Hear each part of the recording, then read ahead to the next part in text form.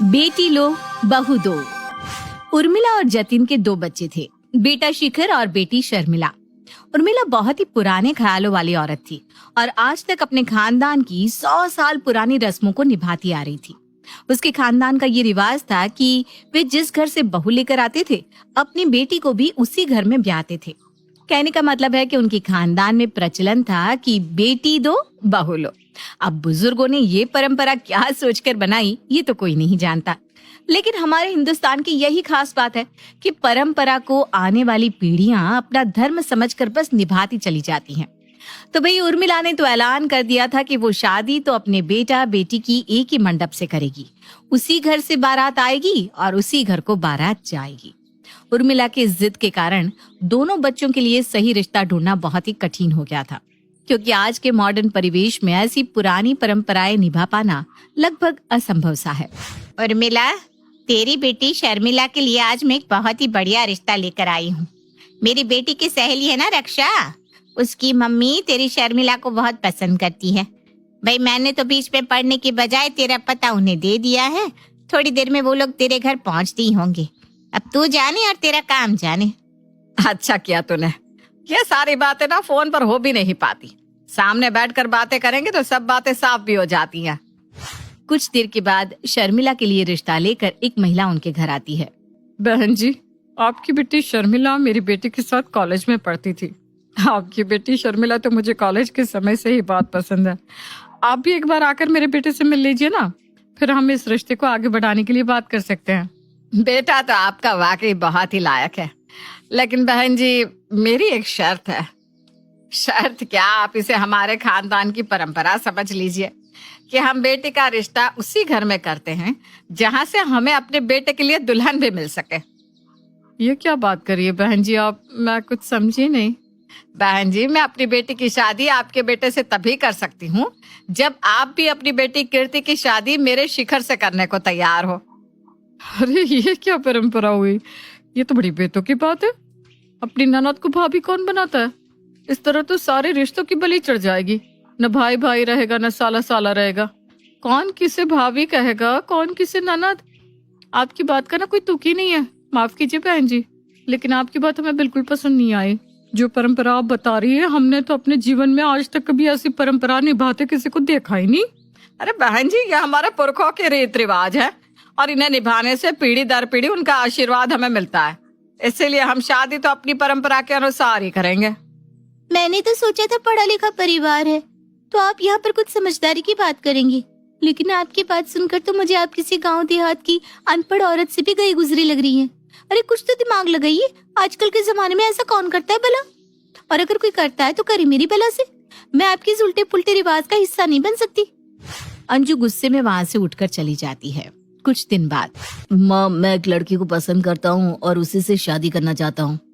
बेटा, हमारे खानदान के 100 साल के इतिहास में किसी लड़के ने आज तक प्रेम विवाह नहीं किया। लेकिन फिर भी अगर तू शादी करना ही चाहता है तो ठीक है, कल लड़की और उसके माँ बाप को लेकर अपने घर आ जाना। शिखर अगले ही दिन डिम्पी और उसके माता पिता को लेकर अपने घर पहुंचता है। नमस्ते बहन जी, मैं डिम्पी की माँ हूँ और ये मेरे पति हर्ष है। डिम्पी और शिखर एक ही ऑफिस में काम करते हैं। डिम्पी ने हमें बताया कि दोनों बच्चे एक दूसरे को पसंद करते हैं, तो हमने भी रजामंदी दे दी। वो सब तो ठीक है बहन जी, लेकिन हमारे खानदान में ना ये सब नहीं चलता। आज से पहले कभी ऐसा नहीं हुआ कि किसी छोरे ने अपनी पसंद से ब्याह कर लिया हो। अरे बहन जी, पहले की बात और थी, अब की बात और है। आजकल के बच्चे पढ़ लिख गए हैं, अपनी जिंदगी अपने हिसाब से जीना चाहते हैं। ठीक कहा ना भाई साहब मैंने? आपकी बात सही है बहन जी, लेकिन कल को हमें भी समाज में उठना बैठना है। अगर ऐसे अपनी परंपराओं को मरोड़ते रहेंगे तो कल को तो अपनी पहचान ही भूल जाएंगे। देखो जी, मैं साफ साफ बात करूंगी। ज्यादा घुमाना फिराना तो मुझे आता नहीं। मैं डिम्पी की शादी अपने छोरे से कराने के लिए तैयार हूँ। बस एक बात का ख्याल रहे कि आपके बेटे की शादी भी फिर मेरी बेटी शर्मिला के साथ ही होगी। मेरा बेटा किससे शादी करेगा ये आप कैसे तय कर सकते हैं? जैसे आपका बेटा अपनी पसंद से शादी करना चाहता है तो मेरे बेटे की भी तो कोई पसंद हो सकती है। और ये कैसे जबरदस्ती है कि आपकी बेटी की शादी हम अपने बेटे से करवाएं? अगर नहीं करा सकते भाई साहब तो आप यहाँ अपना टाइम वेस्ट कर रहे हैं। मेरा छोरा आपकी बेटी से शादी नहीं करेगा। अंकल प्लीज, ये हमारे यहाँ की रस्म है, आप हाँ कर दीजिए ना। मेरी बहन बहुत अच्छी है, आप लोग बहुत खुश रहेंगे उसके साथ। आई कांट बिलीव शिखर, तुम भी अपनी माँ की भाषा बोल रहे हो, मतलब तुम भी उन्हें सपोर्ट करते हो। हाँ डिम्पी, मैं शादी तभी कर पाऊंगा जब तुम दोनों भाई बहन हम दोनों से शादी करने के लिए हाँ बोल दो। शिखर की बात सुनकर डिम्पी गुस्से में वहां से उठकर चली जाती है। इसी तरह एक के बाद एक कई रिश्ते आते हैं, लेकिन हर बार एक ही अड़चन आ जाने के कारण रिश्ता टूट जाता है। काफी समय तक रिश्ता ढूंढने के बाद आखिरकार उर्मिला को एक ऐसा परिवार मिल ही जाता है जहां पर उनकी ही तरह बेटी दो बहू लो वाला रिवाज था। उर्मिला के समधन गुलाबो देवी। बहन जी देखो, हम तो गांव के रहने वाले हैं, रुपया पैसे की हमारे घर में कोई कमी नहीं, लेकिन गांव छोड़कर हम बाहर जाकर बसने में यकीन नहीं करते। भाई अपनी जड़ें तो गांव और उसकी परंपराओं में ही होती है, उन्हें भूलकर कोई ऊपर कैसे उठ सकता है, हैं? इसलिए शहर का रिश्ता हमें तो कुछ खास पसंद है ही नहीं। ऐसी बात नहीं है बहन जी, गांव और शहर तो हर किसी की अपनी अपनी पसंद है कि कोई कहाँ रहना चाहता है, उसमें जड़ छोड़ने जैसी कोई बात नहीं। हम भी बरसों से शहर में रह रहे हैं, पैसा ईश्वर की दया से बहुत है, और रही जड़ों की बात तो अपने संस्कार रीति रिवाज हम शहर में रहकर भी भूले नहीं है। उर्मिला को गुलाबो देवी की बातें थोड़ी अटपटी लग रही थी, लेकिन जब वो गुलाबो के बेटे अनिरुद्ध और बेटी अनन्या से मिली तो उसकी नजर उन दोनों पर ठहर सी गई। बहन जी छोरा तो खूब लंबा चौड़ा है, क्या काम करता है, पुलिस में है क्या? हमारी इतनी जमीन जायदाद है, सब छोरे की ही तो है, फिर हमारा छोरा क्यों किसी की चाकरी करे? खुद मालिक है जी अपनी मर्जी का। 3 जिम है मेरे अनिरुद्ध के, तीनों अपनी कमाई से बनाए इसने। मेरे बेटी की काठी का 7 गांव में ढूंढने पर भी न मिलेगा आपको कोई। और बेटी बेटी क्या करती है आपकी? बेटी से क्या कुश्ती लड़वाएंगे हम, हैं? गांव के स्कूल से 12वीं करा दी थी, उसके बाद गृहस्थी के काम सिखाए, और क्या। आंटी जी, मैंने पीजी किया हुआ है इकोनॉमिक्स में। घर वालों ने कॉलेज जाकर पढ़ाई की परमिशन नहीं दी तो मैंने डिस्टेंस एजुकेशन से पढ़ाई की है। बहुत बढ़िया बेटा। अच्छा बहन जी चलते हैं, हम आपको सोचकर जवाब देते हैं। उर्मिला बेहद चिंता में थी। अनन्या की तरफ से तो वो निश्चिंत थी, लेकिन अपनी बेटी को गांव में एक बॉडी बिल्डर से ब्याहने में उसे अभी भी संकोच हो रहा था। बेटे बेटी को एक ही घर में ब्याहने की रस्म के कारण उर्मिला के दोनों बच्चे अब 30 पार हो चुके थे। बेटा शिखर समझ में ही नहीं आ रहा कि क्या करूं, इतने बरसों तक खोजने के बाद ये रिश्ता मिला है।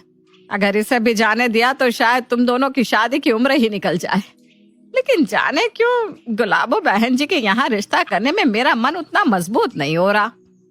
मम्मी, मुझे लगता है कोई भी फैसला लेने से पहले आपको एक बार पापा और शर्मिला से बात कर लेनी चाहिए। मम्मी मैं नहीं चाहती कि मेरी वजह से भैया भी जीवन भर ऐसे ही कंवारे बैठे रहे। कोई बात नहीं, मैं अनिरुद्ध के साथ एडजस्ट कर लूंगी। वैसे कोई जरूरी तो नहीं कि हर लड़का नौकरी ही करे, किसी की अलग चॉइस भी तो हो सकती है। मुझे लगता है अनिरुद्ध में कोई कमी तो है नहीं जो मैं इनकार करूं, इसलिए मेरी तरफ से हाँ ही है। बाकी तो सबकी अपनी अपनी किस्मत होती है। अगर बच्चों को रिश्ता पसंद है तो ठीक है, मुझे भी इस रिश्ते से कोई एतराज नहीं है, लेकिन एक बात का ख्याल रखना बेटा, ससुराल में कभी भी गलत बात करना नहीं और ज्यादती किसी की सहना नहीं। शादी होने का मतलब ये नहीं कि हमने बेटी का सौदा कर दिया। बेटा, माता पिता को हमेशा अपने सुख दुख का हिस्सा बनाना। वादा करके अपने पापा से कभी कुछ छिपाएगी नहीं बेटा। मैं वादा करती हूँ पापा, आपकी सीख को गांठ बांध कर रखूंगी और हमेशा सबसे पहले अपने पापा को अपना हर सुख दुख बताऊंगी। शर्मिला के हाँ करने पर जल्दी ही उर्मिला दोनों बच्चों की शादी गुलाबो के बेटे अनिरुद्ध और बेटी अनन्या के साथ कर देती है। जैसा कि तय हुआ था, ना तो उर्मिला ने दहेज लिया था और ना ही अपनी बेटी के लिए दहेज दिया था। इस तरह अनन्या शादी के बाद शर्मिला के घर पहुंच गई और शर्मिला अनन्या के घर। शादी के बाद मुंह दिखाए के समय, अनन्या, मेरी माँ ने अपनी बहू के लिए बहुत सपने देखे हैं। मुझे पूरा यकीन है कि तुम्हें इस घर में हम लोगों की तरफ से कोई भी परेशानी नहीं होगी। उम्मीद करता हूँ तुम भी इस घर को अपना घर समझकर अपनाओगी। मैं आज से ही आप सभी को अपना परिवार मानती हूँ। बेटा अनन्या, तुम्हारी मम्मी ने तुम्हें पढ़ने नहीं दिया, लेकिन फिर भी अपनी लगन और मेहनत के दम पर तुमने पोस्ट ग्रेजुएशन किया, इस बात के लिए सच में मुझे बहुत गर्व है। अच्छा, अब अगर तू पढ़ना चाहे तो आगे भी पढ़ाई कर सकती है। मुझे तो खुशी होगी अगर मेरी बहू पढ़ लिख कर जीवन में आगे बढ़ना चाहे। अपनी माँ के मुंह से ये शब्द सुनने के लिए मेरी सारी उम्र निकल गई मम्मी जी, लेकिन माँ ने कभी भी प्यार से मेरी तरफ देखा तक नहीं। और अभी मेरी शादी को कुछ ही दिन हुए हैं, लेकिन आप मुझे माँ से भी बढ़कर प्यार करती हैं। सचमुच मेरी किस्मत बहुत अच्छी है जो मुझे सास के रूप में आप मिली। अरे बेटा, अपनी बेटी देकर तुझे अपने घर की लक्ष्मी बनाकर लाए हैं। हमेशा ऐसे ही मुस्कुराते रहना बेटा, बस हमें और कुछ नहीं चाहिए। भगवान मुझे तो अच्छा ससुराल दे दिया, लेकिन अब मुझे शर्मिला की चिंता हो रही है, क्योंकि मैं जानती हूँ कि मेरी माँ बहू को कभी बेटी नहीं बना सकती। बस भगवान मेरी माँ को सद्बुद्धि देना, ताकि उनके कारण ससुराल में मेरा जीवन नरक ना बने। अगर उन्होंने वहां शर्मिला के साथ कुछ भी किया तो यहाँ पर मेरा जीवन भी बर्बाद हो जाएगा।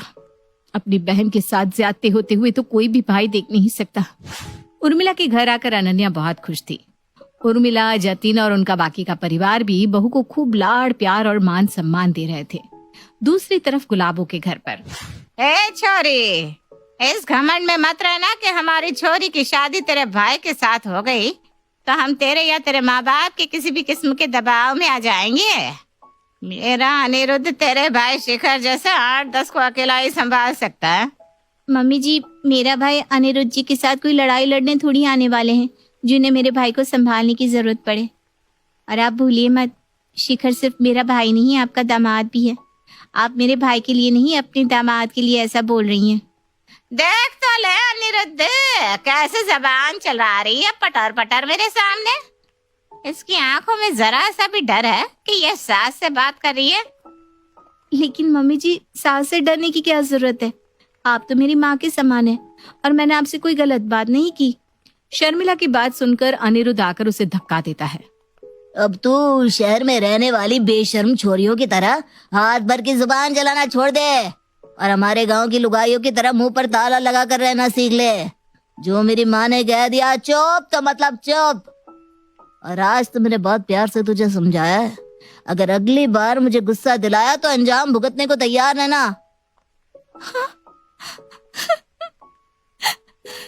ये लोग तो इंसान कहलाने के लायक भी नहीं है। सब ये जानवर है दोनों माँ बेटा। इन्हें अपने घर की नई नवेली दुल्हन से बात करने तक की तमीज नहीं है। पहले दिन तो लोग बहुओं से रस्म कराते हैं, उन्हें अपने रीति रिवाज बताते हैं, और यहाँ ये लोग मुझे धमका रहे। जिस तरह से उसका स्वागत हुआ था, शर्मिला समझ तो गई थी कि यहाँ उसका जीवन बहुत कठिन होने वाला है। सास गुलाबों ने पहले ही दिन से उस पर घर का सारा काम थोप दिया था। ऐसा नहीं था कि शर्मिला ने मायके में काम नहीं किया था। उसकी माँ उर्मिला ने अपनी तरफ से बेटी को हर संभव चीज की शिक्षा दी थी, लेकिन फिर भी एक 24-25 साल की लड़की से अपनी 30 साल पुरानी गृहस्थी चलवाना और ये उम्मीद करना कि कोई भी काम जरा भी 19-20 ना हो, ये तो गलती है ना। घर के काम तक तो सब सही था, लेकिन एक दिन, शर्मिला, कल से भैंसों का चारा पानी कराने की जिम्मेदारी तेरी है। सुबह 4 बजे उठकर पहले भैंसों को चारा पानी दे देना, उसके बाद उनकी सफाई करके दूध निकालना है, फिर 7 बजे से घर के काम देखना। मम्मी जी, मैं आज तक भैंस के पास तक नहीं गई हूँ, मुझसे ये सब नहीं हो पाएगा। मुझे तो ये भी नहीं पता भैंस को कब और क्या खिलाते हैं। नौकर है तो जानवरों के लिए उन्हें ही करने दो ना। नहीं आता तो सीख ले, घर के काम तो करने ही पड़ेंगे। ऐसी कान से जी चुराने वाले बहू का क्या अचार डालूंगी मैं। मम्मी जी, मैं पहले ही दिन से पूरा दिन काम में ही तो लगी रहती हूँ, अब और वर्कलोड नहीं लेना चाहती। मुझसे नहीं हो पाएगा, मेरी तबीयत पहले ही खराब है। अनिरुद्ध, इसे पटक करा इसके मायके। तबीयत खराब रहती है तो पहले इलाज कराना चाहिए था ना छोरे का। हमारे गले बीमारी क्या करने को बांध दी इसकी माँ ने। बाप, पता नहीं आपने क्यों पसंद किया इस मरियल सी छोरी को। इसके बस का कुछ नहीं है। मैं कल ही इसे इसके मायके छोड़कर आऊंगा। अच्छी तरह घी दूध बादाम खाकर आना अगली बार, अगर मेरी पत्नी बने रहना है तो, नहीं तो वापस आने की कोई जरूरत नहीं है। शर्मिला के माफी मांगने पर भी अनिरुद्ध अगले ही दिन उसे उसके मायके छोड़ाता है। मायके आकर वो देखती है कि उसकी भाभी कितने सुकून से उसके घर में रह रही है और उसकी माँ उसे पलकों पर बिठाकर रख रही है, जबकि उसकी जिंदगी एक नौकरानी से भी बदतर हो गई है। ये देखकर उसकी आंखों में आंसू आ जाते हैं। भाभी, एक बात सच सच बताना, आप ठीक तो हो ना? मुझसे मत छुपाना, मैं अपनी माँ को जानती हूँ। शर्मिला रोते हुए अपनी भाभी अनन्या को सारी बात बता देती है। अब चिंता मत करो भाभी, लगता है मेरी माँ और भाई को ये बात बताने का समय आ गया है कि उनके घर की बहन बेटी भी दूसरे घर ब्याही गई है। अगर वो आपको परेशान कर सकते हैं तो मुझे भी तो कोई परेशान कर सकता है ना? क्या बोल रही हो भाभी? भैया कभी ऐसा नहीं करेंगे। मैं माँ और भैया को आपके साथ कभी ऐसा नहीं करने दूंगी। जो मैं सह रही हूँ, भगवान न करे कोई भी लड़की ऐसा अपमान बर्दाश्त करे। आप बस देखती जाओ। एक दिन शाम के समय अनन्या एक पुराना सा सूट पहन लेती है और अपने सारे गहने उतारकर कमरे में रख देती है। उसके बाद वो अपने पति के पास आती है। शिखर, मुझे मेरे घर छोड़ने चलो। अरे लेकिन ये कैसा हुलिया बना रखा है? अरे अब चलिए तो। शिखर गाड़ी में लेकर उसे उसके घर छोड़ने के लिए निकल जाता है। अनन्या फोन पर रोते हुए अपनी माँ से बात करती है। माँ, बस अब मुझसे बर्दाश्त नहीं हो रहा। मैंने सोचा था आपको कुछ नहीं बताऊंगी और चुपचाप सब सहती रहूंगी, लेकिन अब मुझसे और बर्दाश्त नहीं होगा। अरे बेटा, ऐसा क्या हो गया? मुझे बता, तुझे रोने की कोई जरूरत नहीं है। माँ, जिस दिन से शर्मिला मायके आई है, पता नहीं उसने अपने भाई को ऐसा क्या कह दिया। वो मुझसे सीधे मुंह तक बात नहीं करता।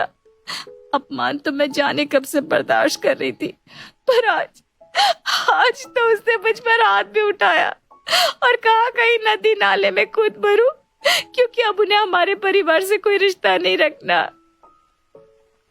तू अभी है कहाँ? बता, तो अभी है कहाँ? इन लोगों को मैं छोड़ूंगी नहीं। अभी अनिरुद्ध को लेकर वहां पहुंच रही हूँ। आज इसकी अकल ठिकाने लगा कर रहूंगी। मैं गंगा जी में कूदने जा रही हूँ माँ। आखिरी बार तेरी आवाज सुनने के लिए फोन किया था बस। देख बेटा, तुझे मेरी कसम है, तू ऐसा कुछ ना करेगी। तेरी माँ अभी जिंदा है बेटा, तू अपने घर आ जा। इन लोगों को तो मैं खून के आंसू रुलाऊंगी, देख लेना। गुलाबों के बार बार समझाने पर कुछ देर बाद अनन्या अपने घर पहुंचती है। हाय राम, क्या हाल बना दिया है मेरी बच्ची का। इन्हें तो मैं जेल में सड़वा दूंगी, तू बस देखती जा। मम्मी, आप मानती है ना मेरे साथ जो हुआ वो गलत है? क्यों नहीं मानूंगी बेटा? मतलब सही और गलत का अंतर आप जानती है मम्मी, फिर क्यों किया आपने भाभी के साथ ऐसा? अरे नाम मत ले उस निकम्मी कामचोर का, किसी काम की नहीं है वो। भाभी ने मुझे सब बता दिया है। आपने और भैया ने उनके साथ क्या क्या किया।